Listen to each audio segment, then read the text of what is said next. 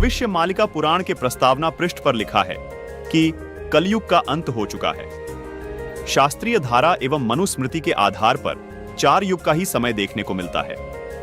उन युगों के नाम हैं पहला सतयुग, दूसरा त्रेता युग, तीसरा द्वापर युग और चौथा कलयुग। इन 4 युगों के बाद एक गुप्त युग भी आता है जिसको अनंत युग या आद्य सतयुग कहते हैं। इस पुस्तक में बेहद हैरान करने वाली बातें लिखी हैं। भविष्य मालिका पुराण के अनुसार सन 2032 से पूर्व संपूर्ण विश्व में सभी धर्मों और पंथों का पुनर्गठन होकर सारे विश्व में केवल सत्य सनातन धर्म प्रतिष्ठित होगा। दर्शकों, आपको बता दें कि संत अच्युतानंद जी महाराज सहित 5 पंचसखा परमात्मा कबीर जी के समकालीन रहे हैं। 1480 से 1518 तक इन महापुरुषों का जीवन काल कबीर परमात्मा के समकालीन रहा। इसी दौरान कबीर परमात्मा जी ने भी ये बातें कही थी। आइए आपको कबीर परमात्मा द्वारा कही गई बातों और भविष्य मालिका पुराण में कही गई बातों में समानता की एक झलक दिखाते हैं। कबीर सागर और भविष्य मालिका पुराण दोनों को लगभग 600 वर्ष पहले लिपिबद्ध किया गया था।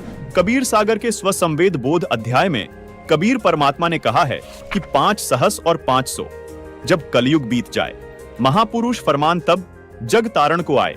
कबीर परमात्मा ने कहा था कि जब कलयुग लगभग 5505 वर्ष बीत जाएगा, तब वो महापुरुष दुनिया का उद्धार करने के लिए आएगा।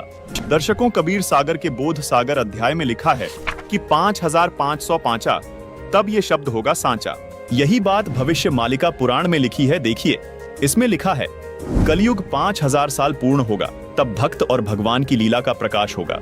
वहीं कबीर परमात्मा ने कबीर सागर में अपनी वाणी में कहा है कि यथा सरित गण आप ही मिले सिंधु में धाये, सत्य सुकृत के मध्य तिमि सभी पंथ समाये। यहां कबीर साहिब जी ने कहा है कि जिस तरह सब नदियां अंत में समुद्र में समा जाती हैं, इसी प्रकार उस महापुरुष के आने के बाद सब पंथ, सब धर्म एक होकर एक पंथ बन जाएंगे और उस महापुरुष के द्वारा चलाया गया एक पंथ रहेगा जो सत्य सनातन पंथ होगा। जानने के लिए देखिए फैक्टफुल YouTube चैनल पर वीडियो सनातनी पूजा के पतन की कहानी भाग 1।